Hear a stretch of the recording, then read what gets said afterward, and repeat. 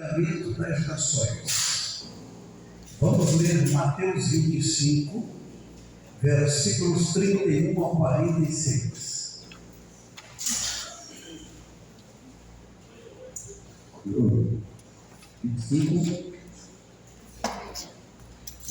Mateus 25, versículos 31 ao 46.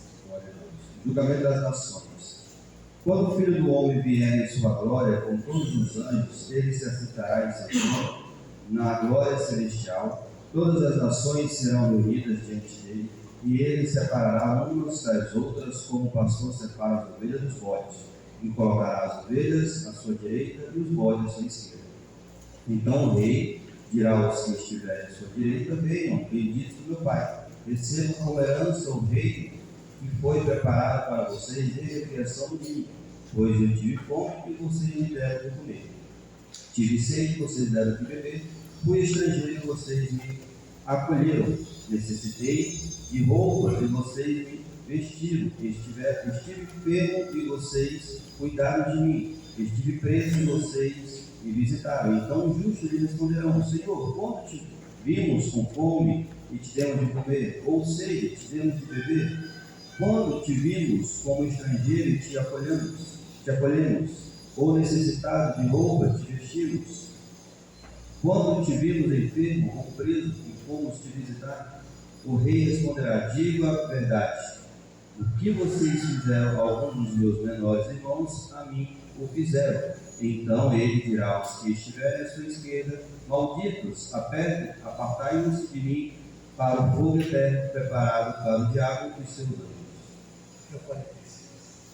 Pois eu tive fome, vocês não me deram de comer. Tive sede e não me deram de beber. Fui estrangeiro, vocês não me acolheram. Necessitei de roupa, vocês não me vestiram. Estive enfermo e preso, vocês não me visitaram. Eles também responderão: Senhor, quando te vimos com fome, com sede, ou estrangeiro necessitado de roupas, ou enfermo preso, e não te ajudamos? Ele responderá: digo a verdade, o que vocês deixaram de fazer a algum destes mais pequeninos, também a mim deixaram de fazê-lo. E estes irão para o castigo eterno, mas os justos para a vida eterna. Muito bem, preste atenção, o texto que foi lido não trata do juízo final. Ele trata sim do julgamento das nações. Não são nações mortas, mas sim nações vivas. São as nações gentias que restarão vivas na grande tribulação. Na página 27 temos aqui a simulação do julgamento. O local vai ser o Vale de Josafá. Vamos ler Joel 3, versículo 12. Aí o senhor prepara para mim Zacarias 14, 4. Joel 3, 12. Depois Zacarias 14, 4.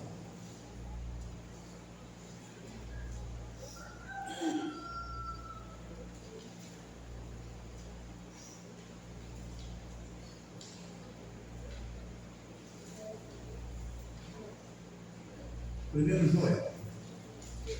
Joel 3, versículo 12. Preparem-se, povos de todas as nações, e venham para o vale de Josafá, pois ali eu, o Senhor, vou julgar todas as nações vizinhas. Muito bem, olhem, o julgamento das nações dá-se-á no vale de Josafá. Ocorre que, na prática, o vale de Josafá não existe.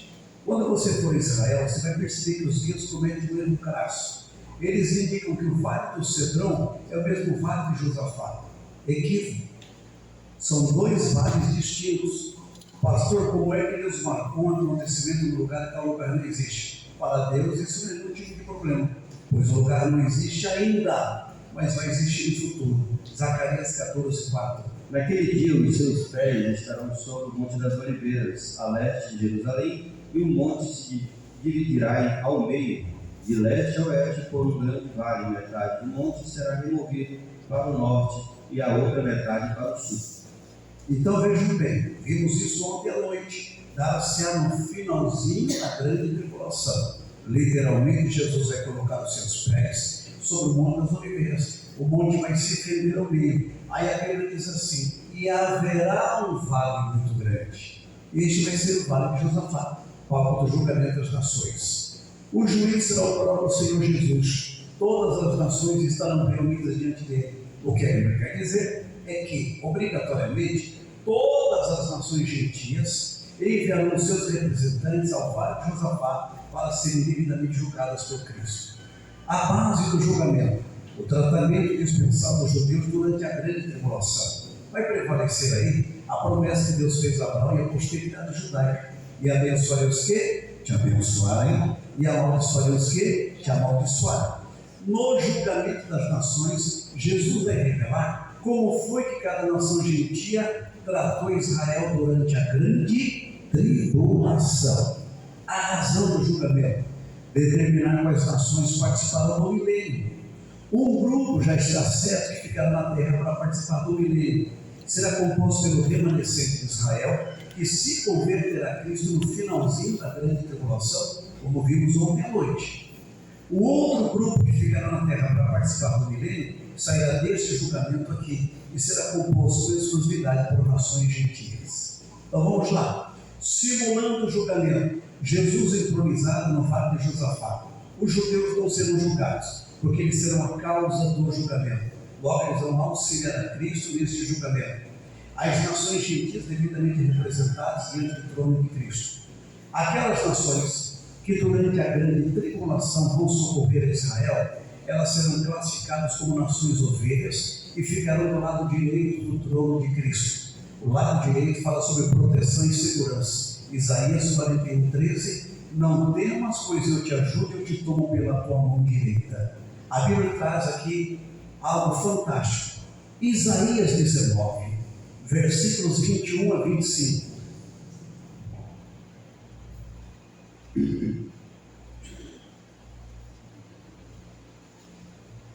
Naquele dia haverá um altar dedicado ao Senhor no centro do Egito, e em sua fronteira um monumento ao Senhor. Serão um sinal e um testemunho para o Senhor dos exércitos na terra do Egito. Quando eles clamaram ao Senhor por causa dos seus opressores, ele lhes enviará um Salvador e defensor que os libertará. Assim o Senhor se dará a conhecer aos egípcios, e naquele dia eles saberão quem é o Senhor, e ele prestará culto com sacrifício e oferta de cereais. Farão votos ao Senhor e os cumprirão. Até o versículo. O Senhor ferirá os egípcios e ele os ferirá e os curará. Eles se voltarão para o Senhor e ele responderá às suas súplicas e as curará. Naquele dia haverá uma estrada do Egito para a Síria. Os assírios irão para o Egito e os egípcios para a Síria. E os egípcios e os assírios cultuarão juntos. Naquele dia Israel será um mediador entre o Egito e a Síria, uma bênção na terra. O Senhor dos exércitos os abençoará, dizendo: bendito seja o Egito, meu povo, e a Síria, obra das minhas mãos, e Israel, minha herança. Então vejam bem, duas nações que foram citadas aí, que vão integrar o rol das nações ovelhas, amigas de Israel: Egito e a Síria. Curiosamente, duas nações que surraram Israel no passado. O Egito escravizou Israel por longos 430 anos. A Síria, através da gestão do cruelíssimo ditador Saddam II, levou o reino do norte para o cativeiro no ano 722 a.C. Mas essas duas nações, que foram ferrenhas inimigas de Israel no passado, vão mudar o seu comportamento para com os judeus no seu momento mais crítico, ou seja, durante a grande tribulação. Irmãos, eu tenho um amor especial pelo Egito que algumas pessoas não entendem. Sabe por que eu tenho esse amor? Pelo que o Egito vai fazer com Israel durante a grande tribulação. O Egito vai ser suporte para Israel. Está na Bíblia. Está na Bíblia. Quem vai ao Egito com uma certa frequência vê as mudanças que aquele país está percebendo. É impressionante. O Egito há 10, 15 anos era um monte de lixo.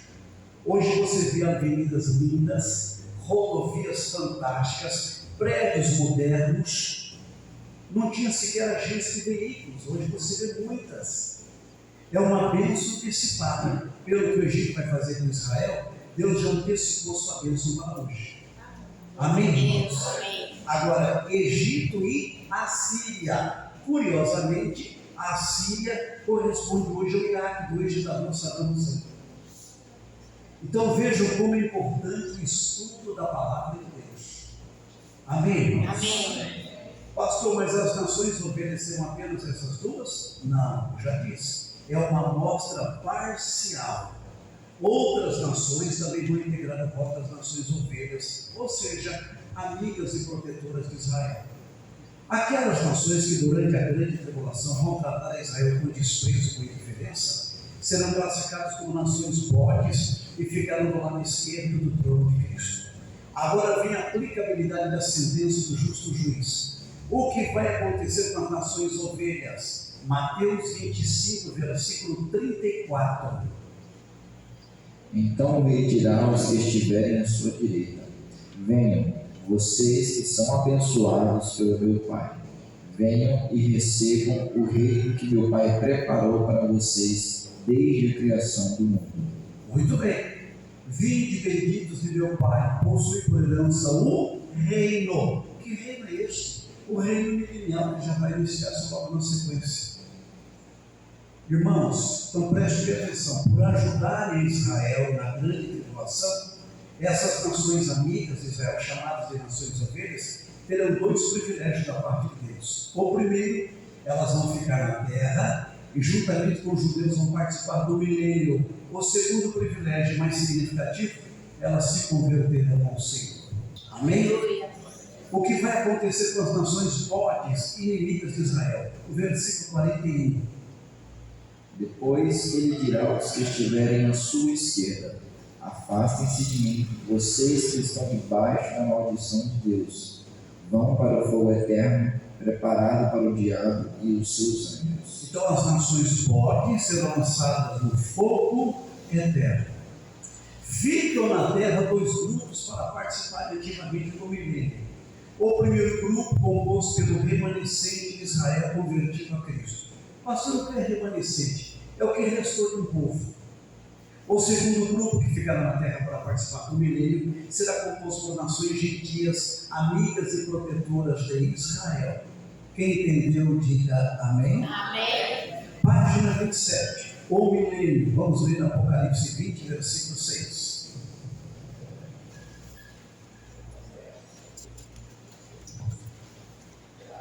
Felizes e santos os que participam da primeira ressurreição. A segunda morte não tem poder sobre eles. Serão sacerdotes de Deus e de Cristo e reinarão com ele durante 1000 anos. A palavra milênio vem do grego shiliad e vem do latim millennium, que retrata o período alto da terra, quando Cristo pessoal e literalmente governará este mundo. Página de número 28. Considerações sobre o milênio. Eu preciso que vocês me ajudem lendo o letra A. Todos. O milênio será o glorioso reinado de Cristo na terra por 1000 anos. Esses 1000 anos não são simbólicos, como os amilenistas apregoam. Eles são literais. Letra B. O milênio ocorrerá na terra. Então lembrem-se, aqui na terra estarão dois grupos em carne e ossos: o remanescente de Israel convertido a Cristo e as nações ovelhas que iam se converter ao Senhor. Para esses dois grupos, a vida vai seguir normal seu curso no aspecto físico. Letra C. Será um período de verdadeira paz sobre a terra. Apocalipse capítulo 20, versículos 1 a 3. Vi descer dos céus um anjo que trazia na mão a chave do abismo e uma grande corrente. Ele prendeu o dragão, a antiga serpente, que é o diabo, Satanás, e o acorrentou por 1000 anos. Lançou no abismo, fechou e pôs um selo sobre ele, para assim impedi-lo de enganar as nações até que terminassem os 1000 anos. Depois disso, é necessário que ele seja solto por um período de tempo. Por que haverá paz total aqui na terra no milênio? Porque Satanás estará preso, trancafiado. Portanto, haverá nulidade das suas ações maléficas. Juntos, lendo letra D, será a última dispensação. O que é dispensação? É a forma pela qual Deus trata com os homens por períodos distintos. A primeira dispensação vai da inocência, a segunda da consciência, a terceira do governo humano, a quarta patriarcal, a quinta a lei, a sexta é atual, a dispensação da graça, e o milênio vai ser a sétima e última dispensação. O milênio de Jesus, vamos ler letra A: Jesus governará todo mundo. Isso aqui é literal. Ele será rei sobre a terra, e a forma de governo vai ser a teocracia, o governo de Deus sobre os homens. Letra B: Jesus reinará de Jerusalém. Então a capital do milênio vai ser Jerusalém.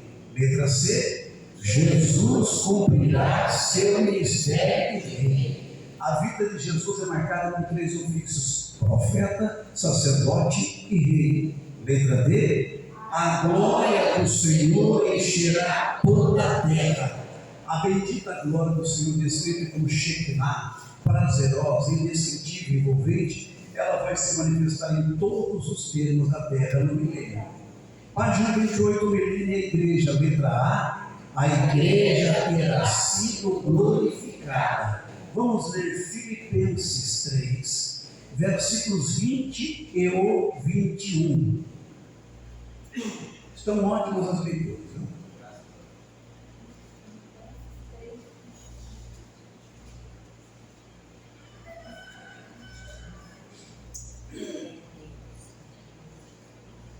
Mas nós somos cidadãos do céu e estamos esperando ansiosamente o nosso Salvador, o Senhor Jesus Cristo, que virá de lá.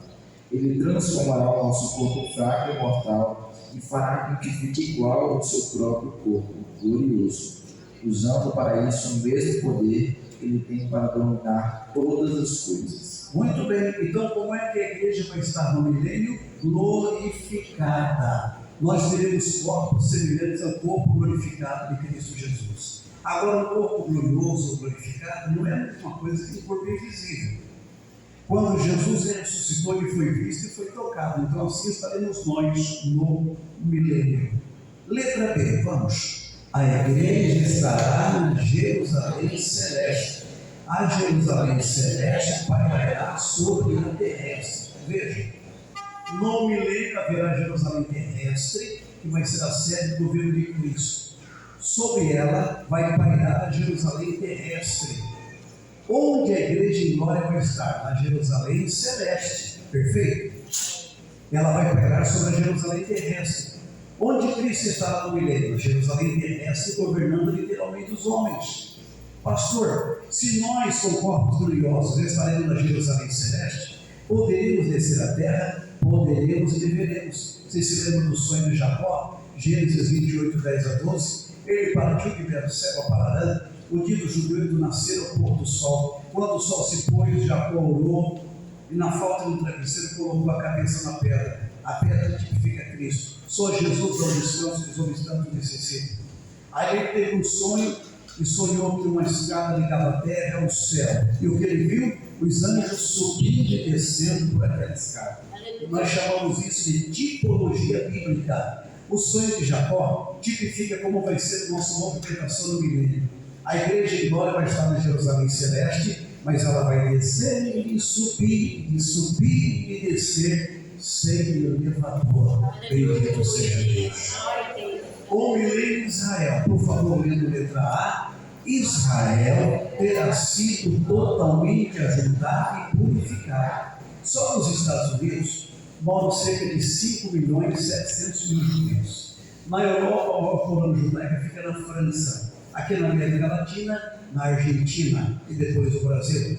Quando é que os judeus estarão todos na sua terra e purificados dos seus males? Apenas no milênio. Página 29, letra B.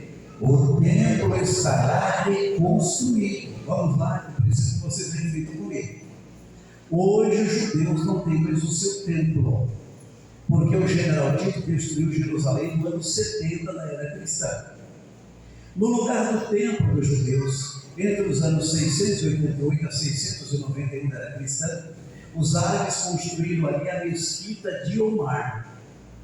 Mas eu disse que os judeus estão se esforçando para reconstruir o seu templo. Porém, falta o principal, que é o lugar que hoje é ocupado pela mesquita de Omar. Como é que o impasse será resolvido? No início da grande tribulação.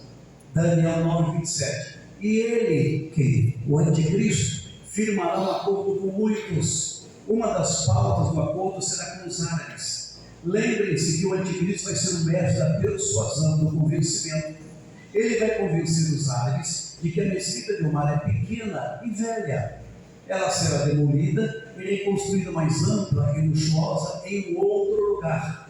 E ali os judeus vão reconstruir o seu templo, no início da grande tribulação. Perfeito? Amém. Mas eu disse ontem que o anticristo vai profanar o templo dos judeus.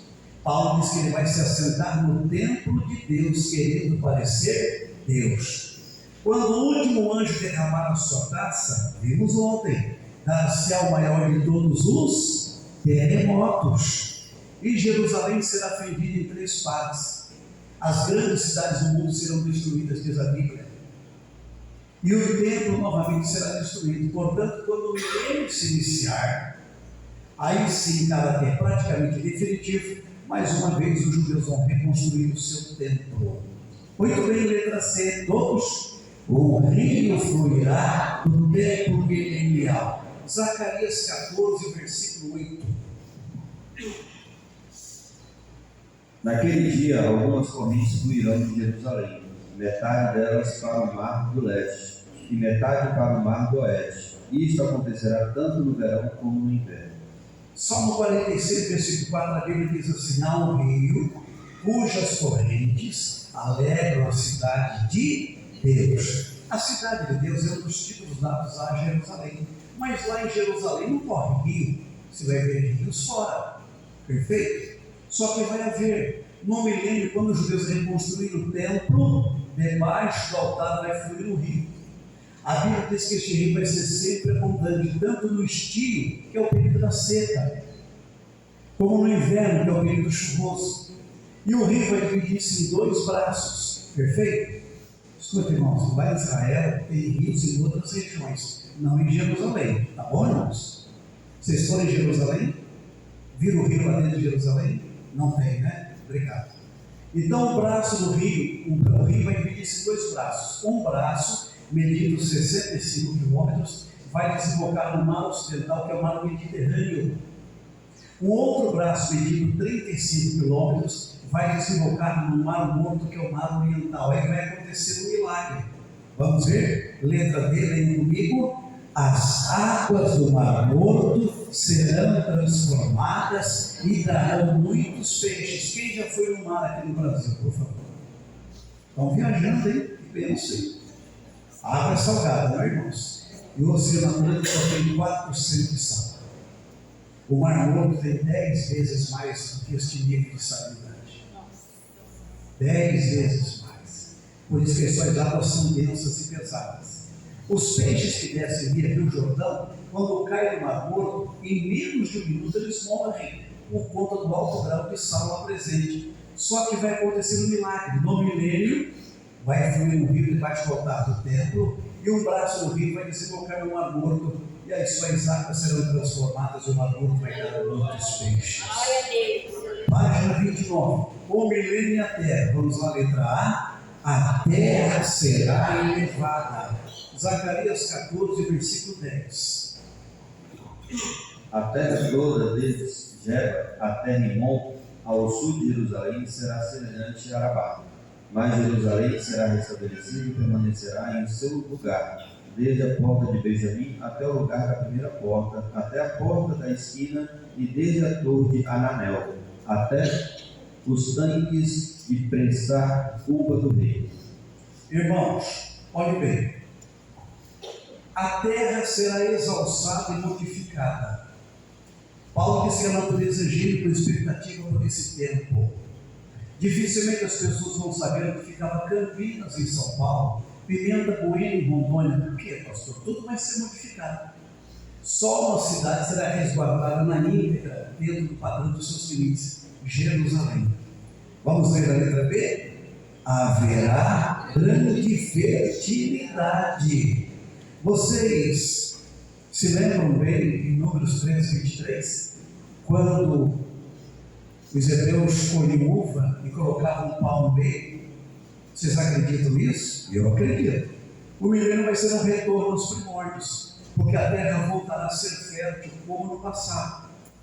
Aqui no Acre é uma cidade chamada Tarauacá. Quem conhece essa cidade? Tarauacá. É interessante, é perto daqui. Ela tem um vale fértil, onde agricultores plantam abacaxis. E alguns abacaxis chegam a pesar de 10 até 15 quilos. Impressiona-nos. Eu já estive lá. No milênio isso vai ser comum. Eu fico pensando como é que vai ser o açaí do milênio. E a melancia do milênio? Porque a terra voltará com o vigor dos primórdios. O que o homem plantar, a terra vai dar. Vamos lá. Letra C, todos?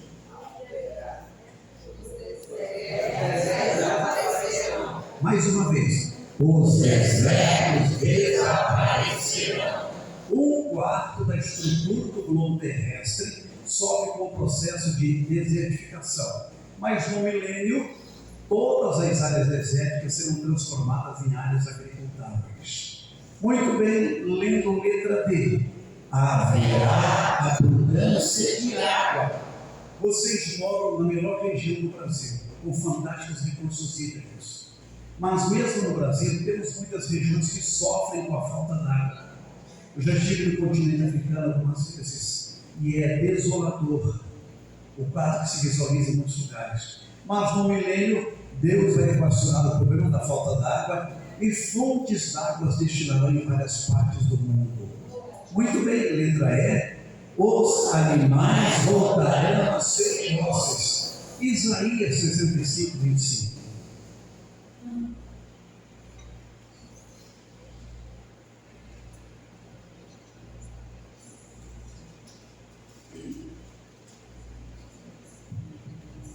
Os lobos e os carneirinhos pastarão juntos, os leões comerão a palha como os bois, e as cobras não atacarão mais ninguém.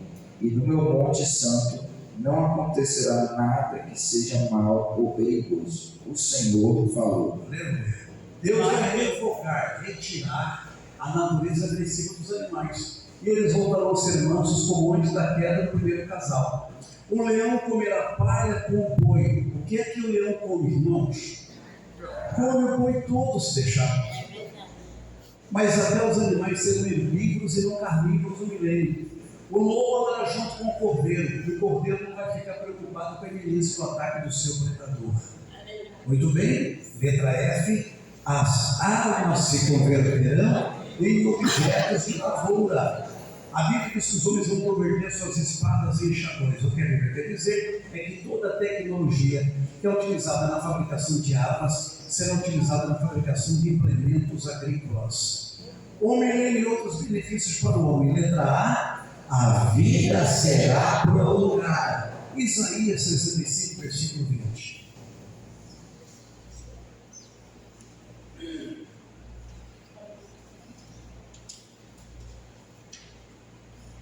Nunca mais haverá nela uma criança que viva poucos dias, e um idoso que não complete os seus anos de idade. Quem morrer aos 100 anos ainda será jovem, e quem não chegar aos 100 será maldito.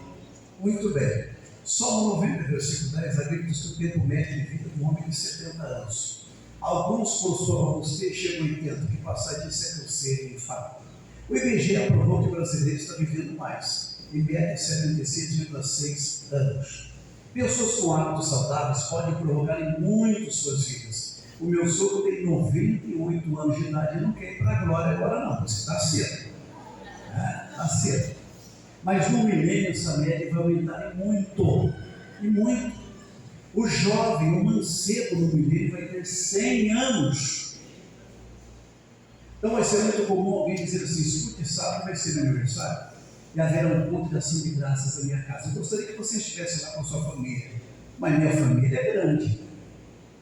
Escute, já que você me convidou, posso levar toda a família? Sim, todos serão bem-vindos.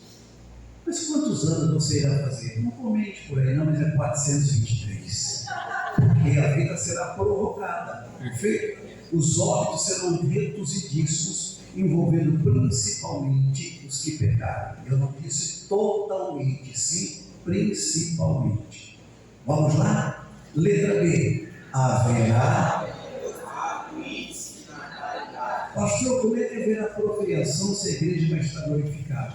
É que aqui na terra estarão dois grupos em carne e ossos. Lembra-se? O remanescente de Israel e as nações ouvidas. Para esses dois grupos, a vida vai seguir normal se opor ao aspecto físico, e isso inclui procriação. Letra C.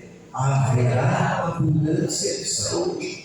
Morador nenhum vai dizer enfermo estou, não haverá cegos, surdos, mudos, paralíticos, nem loucos haverá. Não terão filhos para perturbação, para loucura.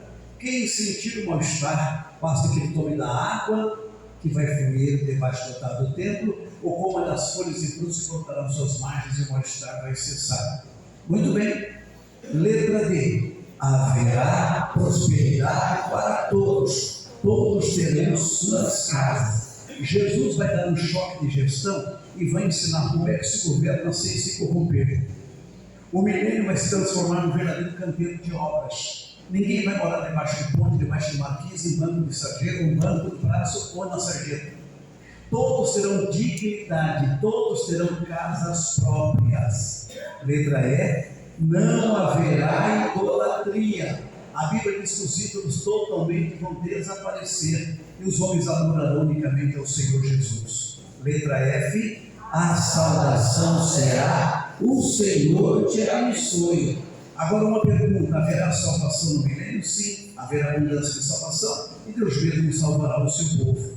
Segunda pergunta: haverá pregadores no milênio? Sim, serão judeus. Eles falharam no que diz respeito ao exercício missionário no Velho Testamento, mas no milênio cumprirão com eficiência a nobre arte de comunicar as boas novas de salvação.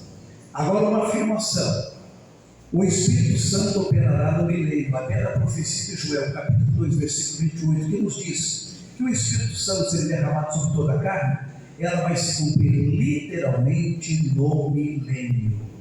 Muito bem, o final do reino milenial de Cristo.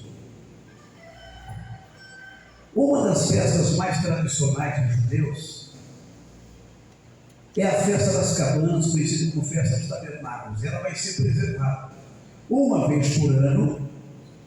Todas as nações obrigatoriamente enviarão a Jerusalém os seus representantes para que eles possam adorar ou celebrar o Rei Jesus. Por incrível que pareça, algumas nações vão descumprir essa determinação divina. Elas serão punidas com a falta de chuva. Zacarias 14, versículos 16 e 17. Depois disso, todos os que sobrarem das nações que lutarem contra Jerusalém irão uma vez por ano até lá, a fim de adorar o Senhor Todo-Poderoso como Rei e para comemorar a festa das barracas. Se uma nação não for adorar o Rei, o Senhor Todo-Poderoso, então não cairá chuva naquele país. Muito bem. Então as nações omissas serão punidas com a falta de chuva. Na sequência, vai se iniciar um princípio de rebelião contra o governo de Cristo. Pastor, mas o diabo não vai estar preso até aí? Vai. Como é que haverá uma rebelião? Porque nem todo mal procede apenas do diabo. Vamos ver uma referência interessante? Êxodo 32, 22.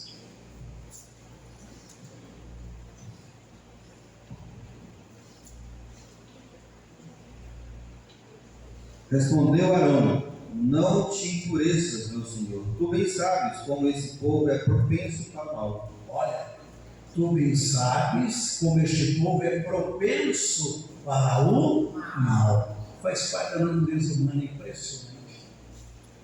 Então, irmãos, haverá um princípio de rebelião contra o governo de Cristo, e Jesus não vai poupar os rebeldes, fulminantemente vai eliminá-los. Isaías 66, versículos 23 e 24.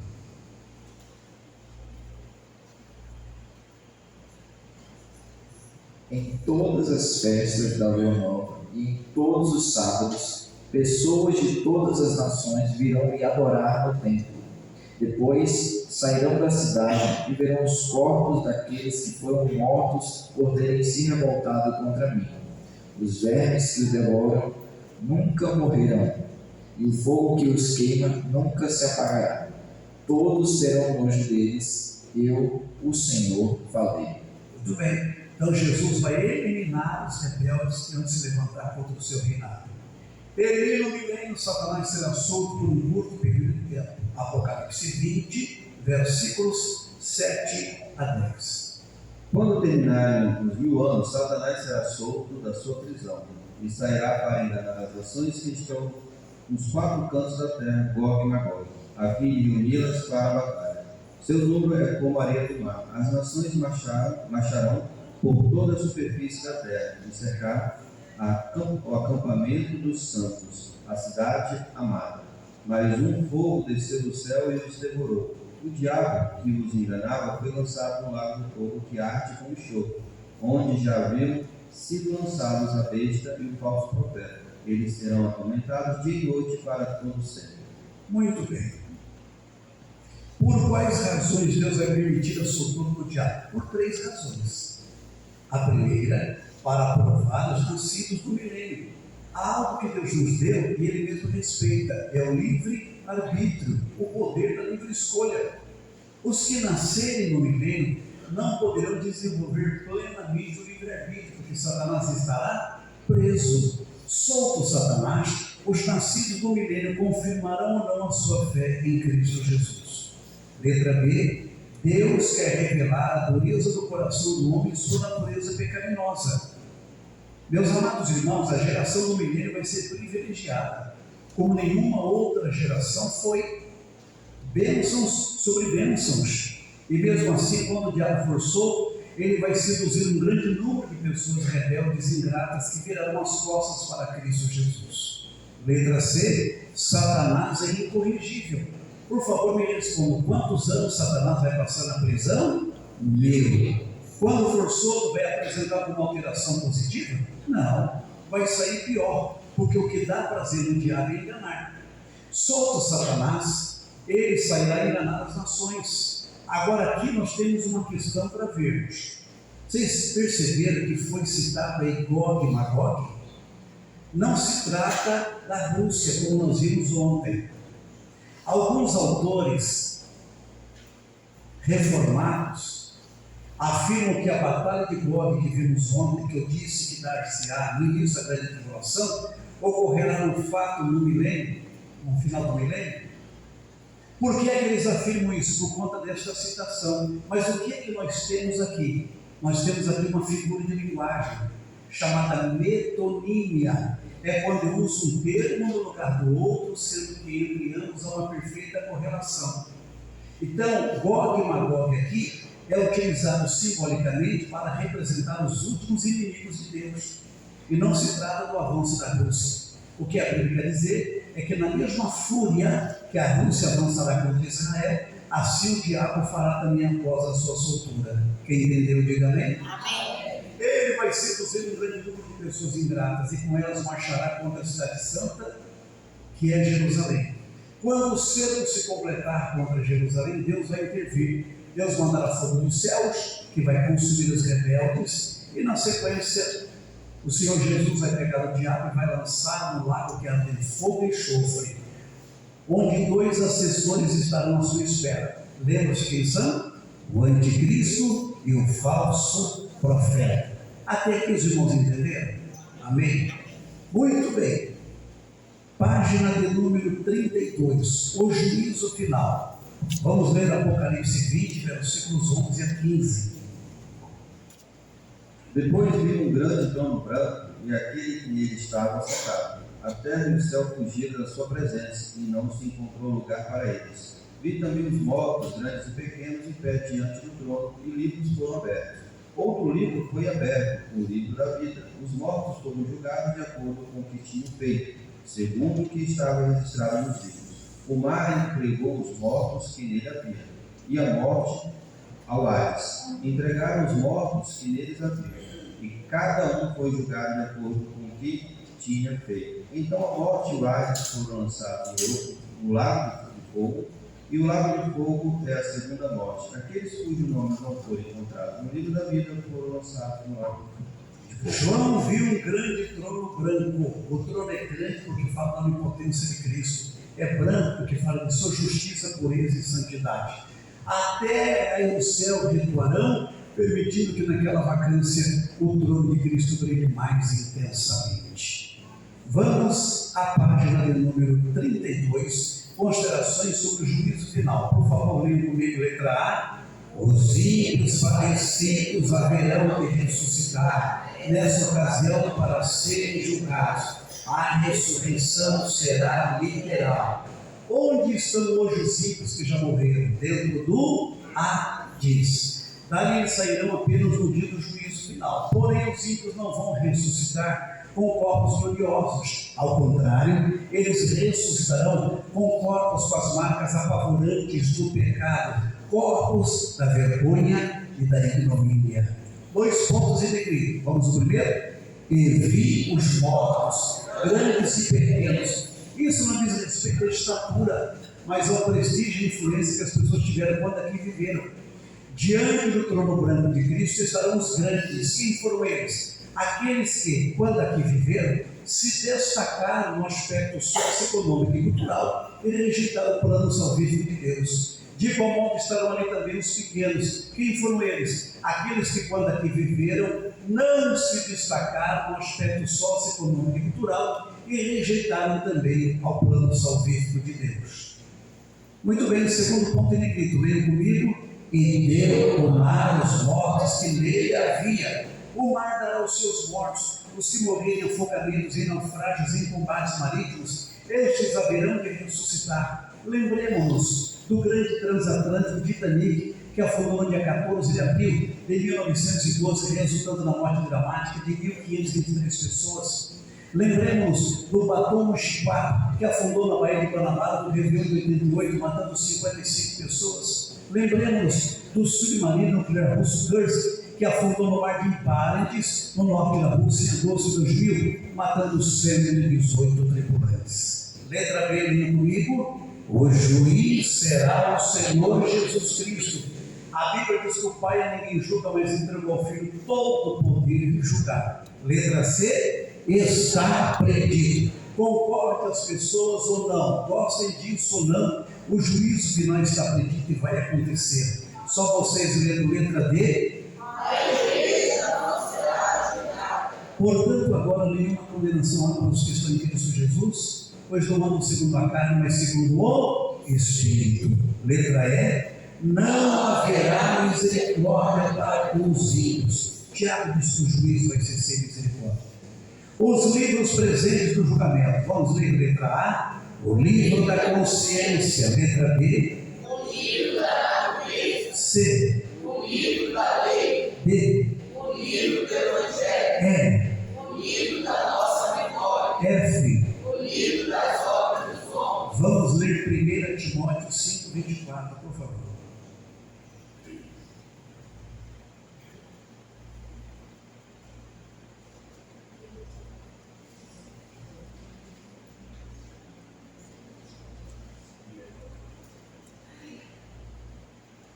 Os pecados de algumas pessoas podem ser vistos claramente, antes mesmo de elas serem julgadas, mas os pecados de outras pessoas só são vistos depois. Muito bem.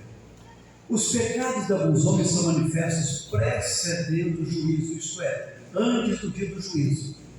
Outros, porém, seus pecados são bem camuflados, mas tais pecados são manifestos depois. Quando? No dia do juízo final. Quando o livro das obras dos homens for aberto. É como se um filme fosse projetado dentro da própria pessoa e ela vai ver um terror no passado e daquilo que ela nunca confessou diante de Deus. Isso é muito sério, irmãos. No dia 3 de maio de 2007, na Praia da Luz do Algarve, em Portugal, uma garotinha inglesa chamada Madalena desapareceu. Eu já estive lá 3 vezes. Muito triste, um lugar sombrio. Os pais são médicos. A garotinha tinha 2 irmãozinhos menores. Até hoje a polícia portuguesa não desvendou esse crime. Deus sabe quem a pegou. Deus sabe o que foi feito dela. No dia do juízo final, o nome do culpado vai aparecer. Pastor, eu tive uma vida muito sinuosa, muito derrapante, marcada por práticas pecaminosas.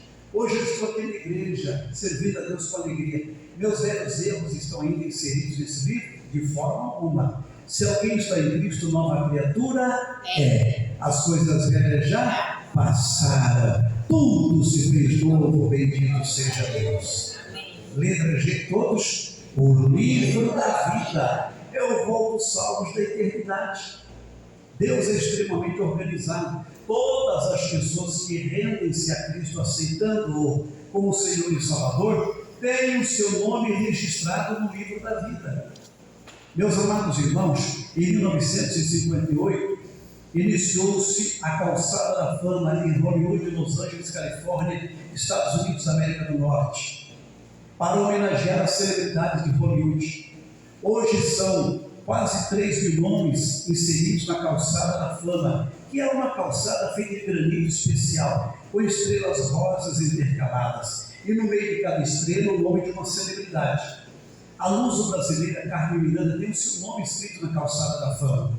Em 2003, a atriz australiana Nicole Kidman viveu o apogeu de sua glória terrena quando o Comitê de Entretenimento definiu que o seu nome estaria na Calçada da Fama. Para questões operacionais, ela desembolsou $15 mil. No dia do ato inaugural, ela convidou a família, os amigos e a imprensa sensacionalista. A orquestra tocou. Quando o mestre de cerimônias puxou aquele pano aveludado de vermelho, reluziu o nome de Nicole Kidman e ela caiu de joelhos e começou a gritar histericamente: hoje é o dia mais feliz da minha vida, porque o meu nome está escrito na Calçada da Fama. Para nós é pouco, igreja. A nossa alegria reside no fato de que os nossos nomes estão escritos no livro da vida. Bendito seja Deus. Jesus abrirá este livro e lerá os nomes daqueles que venceram pela fé. Que alegria tu sentirás quando o teu nome retumbar nos portais da eternidade. Você vai entender que compensou ter pago o preço, compensou ter sido fiel ao Senhor. Quando ele completar a leitura, vai haver uma cena triste. Fecha-se o livro.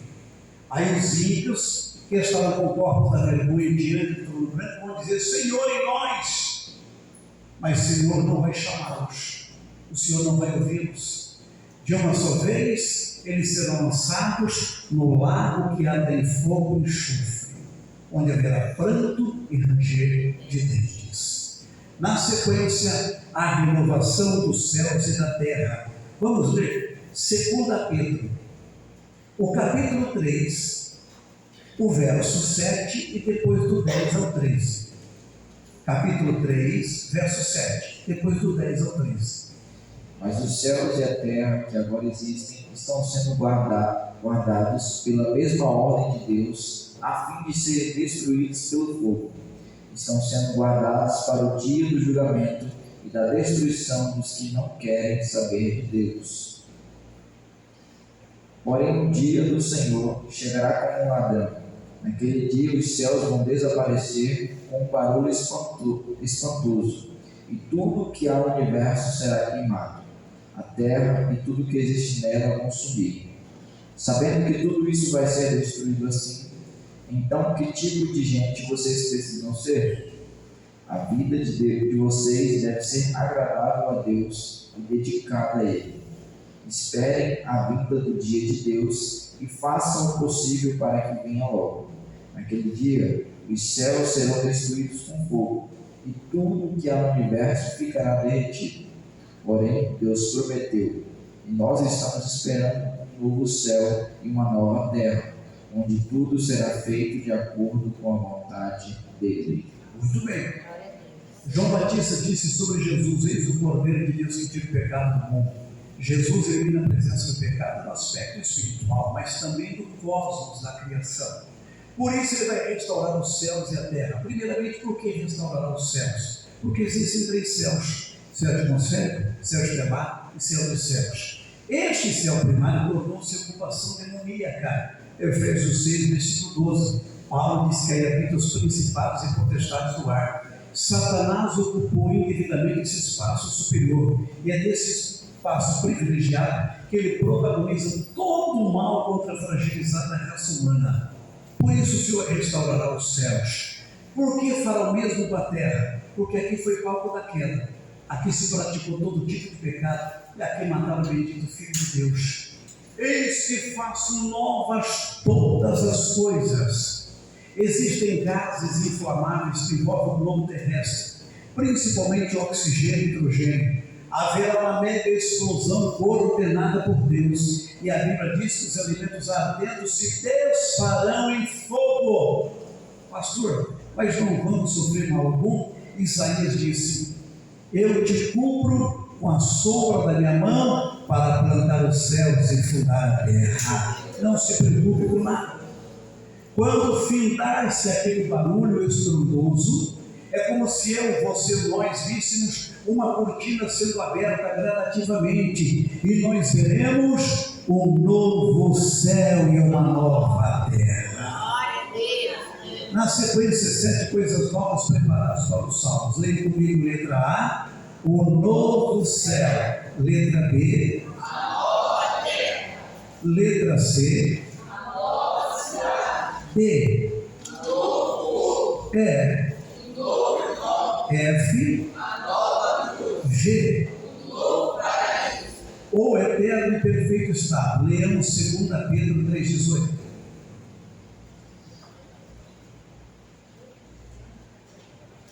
Porém, continuem a crescer na graça e no conhecimento de nosso Senhor e Salvador Jesus Cristo.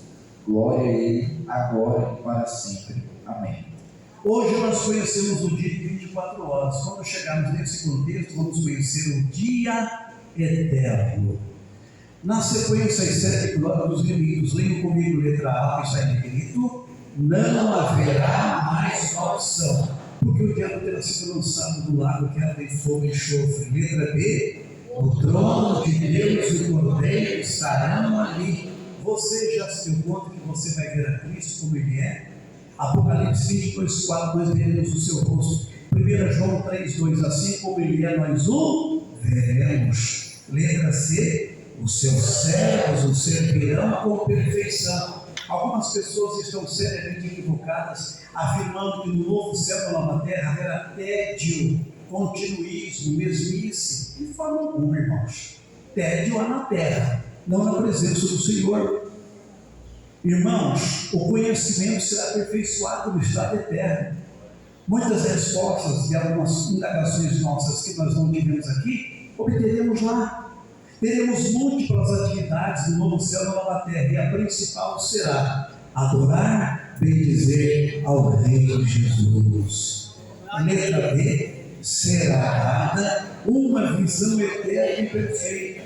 Quem não enxerga aqui, desde que sirva a Cristo, verá o rosto de Cristo e as cores da eternidade. Letra E, haverá possessão eterna. Tem muita coisa que eu já tive aqui, não tenho mais. A vida é assim. Mas se eu for fiel até o fim, o céu vai ser a minha possessão eterna. Letra F, o dia será eterno. No novo céu e na nova terra não haverá nenhum tipo de energia aqui praticada. Hidrelétrica, eólica, solar, atômica, termonuclear e outras fontes. Ora, pastor, eu me preocupei, pois não te preocupes. Não haverá rede de alta ou baixa tensão, nem fibra ótica. Nós só vamos desfrutar. A Bíblia diz que o Cordeiro de Deus vai ser a nossa lâmpada e o dia será eterno. Letra G, o reino será eterno. Muito bem, a última aula é de 20 minutinhos, mas eu quero que vocês fiquem em pé para descansar um pouquinho, por favor. A última aula é sobre a 70 semana de Daniel. Descanse um pouquinho. Alguém quer tomar água, irmãos? Vamos lá, tome uma aguinha lá e volte rapidinho para nós terminarmos. Entenda que a partir da promulgação do decreto que manda restaurar e reconstruir Jerusalém até que o ungido, o príncipe, venha, haverá 7 semanas e 72 semanas. Ela será reconstruída com ruas e muros, mas em tempos difíceis. Depois das 72 semanas, o ungido será morto e já não haverá lugar para ele. A cidade e o lugar santo serão destruídos pelo povo do governante que virá. O fim virá como uma inundação, guerras continuarão até o fim e desolação foram decretadas. Com muitos ele fará uma aliança que durará uma semana. No meio dessa uma semana, ele dará fim ao sacrifício e a oferta, e numa ala do templo será colocado o sacrilégio terrível até que chegue sobre ele o fim que lhe será decretado. Olhem bem para mim, 15 minutinhos, vamos terminar. A primeira coisa que nós precisamos entender é que estas 70 semanas não são de dias, mas sim de anos. Logo, 70 semanas de anos totalizam 490 anos. Deus instituiu entre os judeus a lei do ano sabático, Levítico 25, versículos 3 e 4. Durante 6 anos semeiem os seus campos, podem as parreiras e colham as uvas. Mas o 7º ano será um ano de descanso sagrado para a terra, um descanso dedicado a Deus, o Senhor.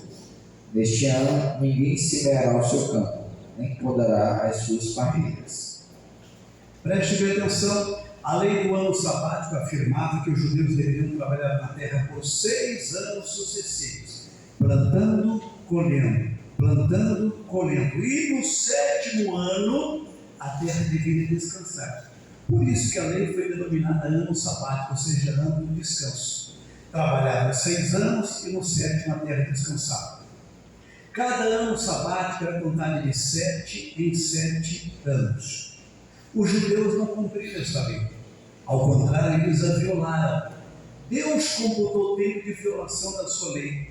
Da monarquia ao cativeiro, os judeus violaram 10 anos sabáticos. Relembrem, cada ano sabático é contado de 7 em 7 anos. Eles violaram 10 anos sabáticos. 10 vezes 7 dá 70. O que eles furtaram do Senhor foram pagar o cativeiro babilônico. Jeremias 29, 10. Assim diz o Senhor: quando se completarem os 70 anos da Babilônia, eu cumprirei a minha promessa em favor de vocês e trazê-los de volta para este lugar. Preste bem atenção. Os judeus foram para a Babilônia em 3 etapas: 606, 597 e 586. Ficaram 70 anos no cativeiro babilônico como medida corretiva e depois a maioria voltou em 3 levas: 536, 457 e 445 a.C. Me responda, por favor: os judeus cumpriram a lei do ano sabático, sim ou não? Deus computou o tempo de violação da sua lei. Da monarquia ao cativeiro, eles violaram 10 anos sabáticos. 10 vezes 7 dá 70. O que eles furtaram do Senhor foram pagar no cativeiro em qual país? Babilônia. Ficando lá quantos anos? 70 anos. Por favor, na página 6. Divisão e análise das semanas de anos. O estudo sobre as 70 semanas do profeta Daniel divide-se em 3 grupos de semanas. Não são semanas de dias, mas sim semanas de anos. Eu vou ler, eu quero que vocês memorizem. O primeiro grupo é composto por 7 semanas, que corresponde a 49 anos. O segundo grupo é composto por 62 semanas, que corresponde a 434 anos. O terceiro grupo é composto por 1 semana, que corresponde a 7 anos. Eu tenho 70 semanas, que totalizam 490 anos. Por favor, olhem para contigo e me respondam. Em quantos grupos divide-se o estudo das 70 semanas do profeta Daniel? 3. Semanas de dias ou de anos? Então vamos lá. O primeiro grupo é composto por quantas semanas? 7. Que corresponde a quantos anos? O segundo grupo é composto por quantas semanas? Que corresponde a quantos anos? Terceiro grupo é composto por quantas semanas? Que corresponde a quantos anos? Eu tenho 70 semanas, que totalizam 490 anos. Vamos achar o início da contagem. Neemias 2, versículo 1. Esdras, Neemias 7.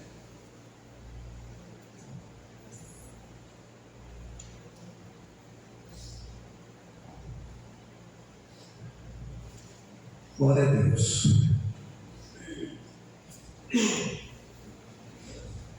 Esdras, Neemias 2:1.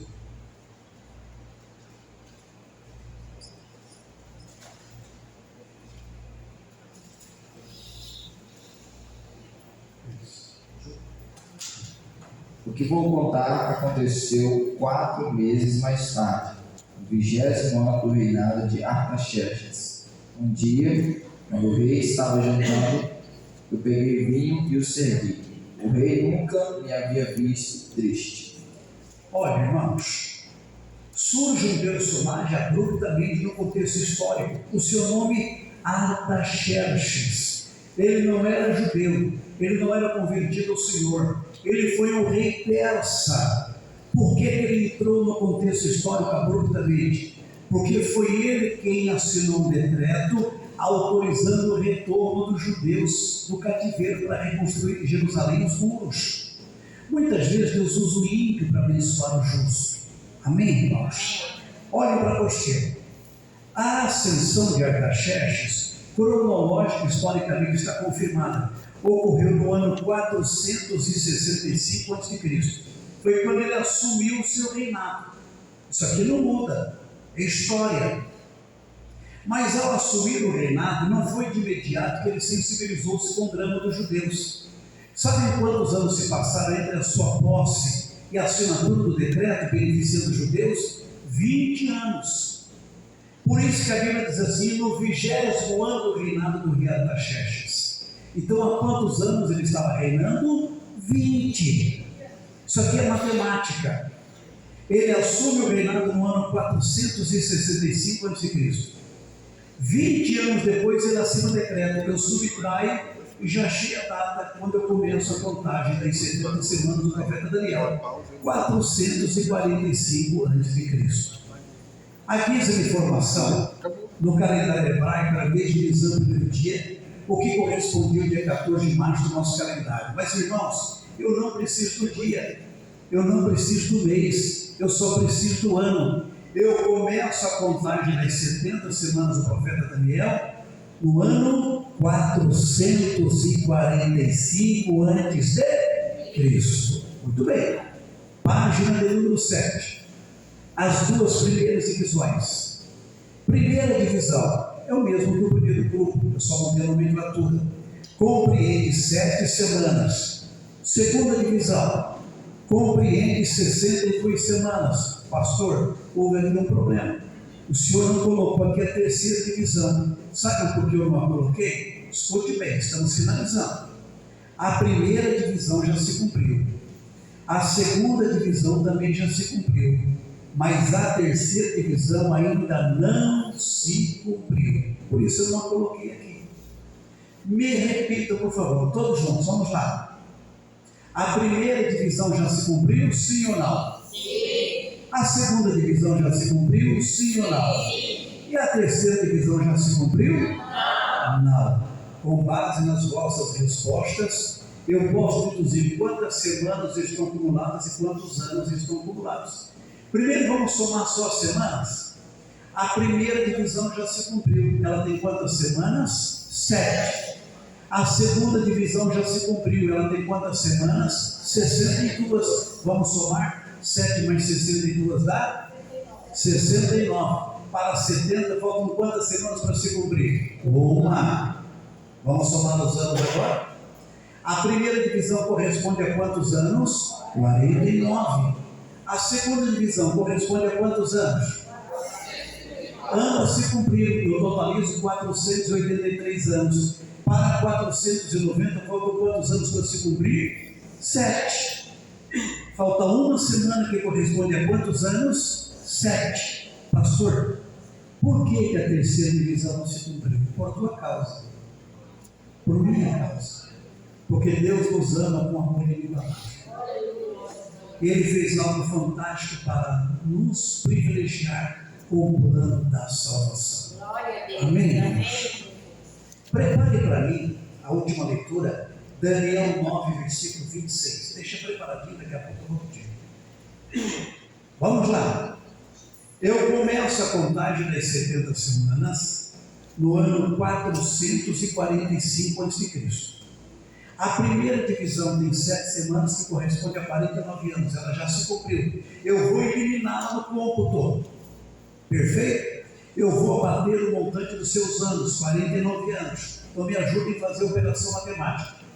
445 é quando eu começo a contagem. menos os 49 anos da primeira divisão, eu vou chegar no ano 396 a.C. A mesma coisa eu vou fazer com a segunda divisão, ela já se cumpriu. Ela tem 62 semanas, que corresponde a 434 anos. Eu vou abater o montante dos seus anos. Quando eu eliminei a primeira divisão, a contagem parou em 396 a.C. Ao deduzir os 434 anos da segunda divisão, eu vou me ver no impasse. Vai me faltar 8 anos. Escute, Jesus morreu com quantos anos? 33. Naquele meu livro que está à disposição lá atrás, fique por dentro, eu mostro que há um erro no nosso calendário, há um atraso de 5 anos. 33 mais 5 dá 38. Deus, sabendo que nós esbarraríamos desse pequenino problema de cálculo, mostrou a Daniel quando a segunda divisão iria se cumprir. Por favor. No fim desse tempo, o líder escolhido por Deus será morto injustamente. Chegará um rei com seu exército e destruirá a cidade e o templo. O fim virá como uma enchente, trazendo a guerra e as destruições que Deus resolveu mandar. Preste bem atenção. A segunda divisão cumpriu-se com a morte do Messias ungido. Correto? Quando Jesus veio a este mundo, ele veio com exclusividade como Messias prometido à nação de Israel. Porém, Israel o rejeitou. O sacrifício de Jesus não poderia ficar em vão. Com a sua morte, Deus paralisou a contagem. Se Deus não tivesse feito isso, nós não estaríamos aqui nesta manhã. Olha como Deus nos amou. Ele paralisou a contagem. Estão acumuladas quantas semanas? 69. Faltam quantas semanas para se cumprir? Uma. Estão acumulados quantos anos? 483. Faltam quantos anos para se cumprir? 7. Então Deus paralisou a contagem com a morte do Messias. Na sequência, como Israel rejeitou a Cristo, Deus transferiu a oportunidade de salvação para nós os gentios. Amém? Veio para o que era seu e os seus não o receberam, mas a todos quantos o receberam, deu-lhes o poder de serem feitos filhos de Deus. Aí Deus abriu um parêntese e o denominou dispensação da graça, possibilitando o nascimento da igreja. Colossenses 1:26. A igreja é o mistério que esteve oculto e agora se revelou. O parêntese foi aberto para o nascedouro da igreja. A igreja cristã se agigantou na terra e está por nós aqui representada. O parêntese foi aberto, mas ainda não foi fechado, porque a atual dispensação não se encerrou. Olha, irmãos, como Deus nos ama. Ele fez tudo isso por mim, por ti, por cada um de nós. Irmãos, lá na Austrália, tem um cidadão que hoje tem 84 anos de idade. O seu nome é James Edison. Quando ele tinha 14 anos, ele passou por uma cirurgia. E ele teve que fazer uma transfusão sanguínea. Ele sobreviveu. Aos 18 anos, ele chamou os pais e disse-lhes: eu preciso demonstrar minha gratidão. Pelo sangue de alguém eu fui salvo, eu quero me tornar doador de sangue. Ele começou a doar sangue. Aos 18 anos, até os 81 ele doou. Mas o sangue de James Edison era especial. Os médicos perceberam que era ótimo para a utilização da fabricação de uma vacina contra uma doença do recém-nascido, doença hemolítica. E pelo sangue de James Edison, 2,5 milhões de bebês foram salvos. Era muito comum um rito. Os pais no hospital, o bebê extremamente enfermo, correndo risco de vida. Quando então recebi um aviso que o sangue de James Edison estava chegando. Vinha numa van, os batedores iam na frente. Aí os enfermeiros ou enfermeiras diziam: ânimo, pais, porque o sangue está chegando, o sangue está chegando. E quando o sangue chegava, fazia toda a diferença. A boa nova dessa dispensação é que o sangue de Jesus chegou para fazer a diferença. Se você está aqui nesta manhã, não é pelos seus méritos, é porque o sangue de Jesus perdoou todos os seus pecados. Bendito seja Deus. Portanto, o parêntese foi aberto, mas ainda não foi fechado. No entanto, pela análise criteriosa profética escatológica, vimos que a atual dispensação está se encerrando e a mão de Deus caminha para fechar o parêntese. Faltam quantas semanas para se cumprir? 1. Quantos anos? 7. Quantas semanas? 1. Quantos anos? 7. A mão de Deus caminha para fechar o parêntese e quando isto acontecer, vai acontecer o arrebatamento da igreja. Aí Deus vai retomar a contagem das 70 semanas do profeta Daniel. Quando a igreja for arrebatada, aqui na terra haverá grande tribulação, que vai durar quantos anos? 7. Que corresponde a quantas semanas? 1. A grande tribulação se encaixa com a 70ª semana profética de Daniel. Aplauda o Senhor por tudo isso nesta manhã.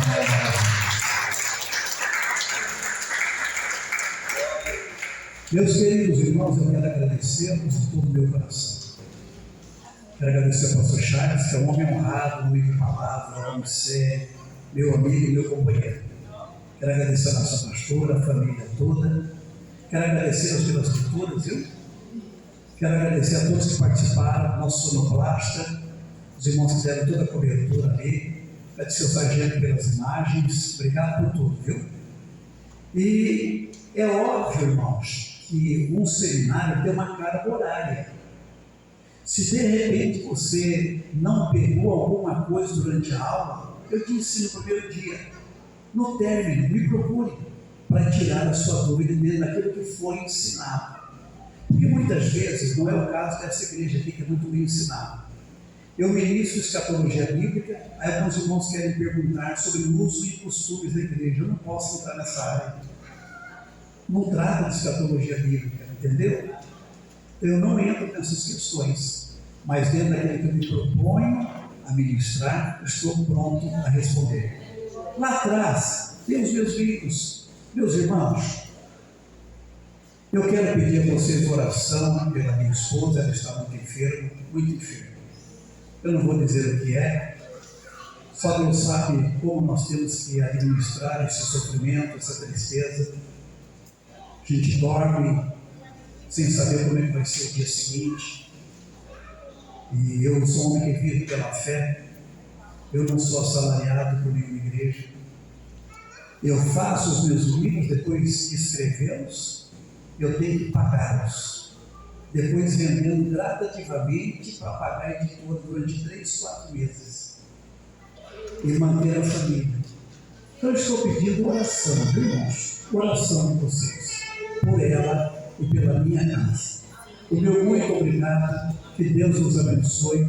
Os certificados estarão sendo confeccionados durante o dia, o pastor vai dizer aqui, aí à noite vocês recebem os certificados. Quem quiser adquirir meus livros, passe lá. Deus nos abençoe em nome de Jesus.